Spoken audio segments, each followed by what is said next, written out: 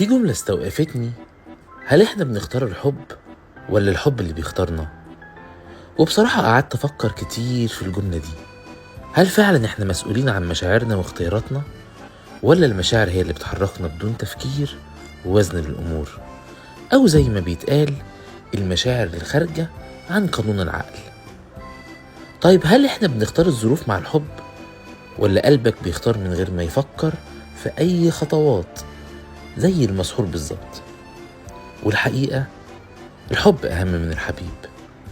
بطبيعتنا البشرية بنعيش عشان ندور على الحب، فبنلاقي نفسنا في ورطة ونسأل حصل امتى ده وازاي، وطبعا ما بنلاقيش إجابة محددة. كل اللي بيشغل بالي كل ما بسمع أغنية أو قصة من أيام زمان أو فيلم من أفلام زمان، هل زي ما قالت أم كلثوم خد عمري كله إلا ثواني أشوفك فيها؟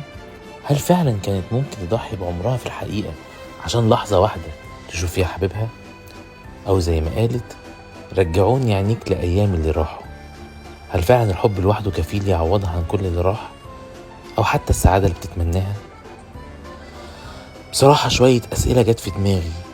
هل لو كان كلمات الأغنية دي في الحقيقة عاشتها أم كلثوم كانت هتختار الحب؟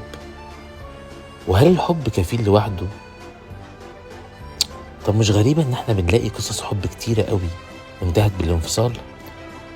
وبعد بحث طويل لقيت إن الحياة مش وردية قوي زي ما وصفتها أم كلثوم في أغانيها، لأن الحب لوحده مش كفاية. وده طبعا بواقع الظروف اللي هتقابل كل طرف في علاقة الحب دي، من تصادمات الحياة اللي ما بتخلص، والواجبات اللي ممكن تضيع الحب تدريجيا، أو إن الارتباط العقلي أمر فعلا نادر. فالحب هيكون مش كفيل يخلي العجلة تدور وتمشي زي ما بيقولوا.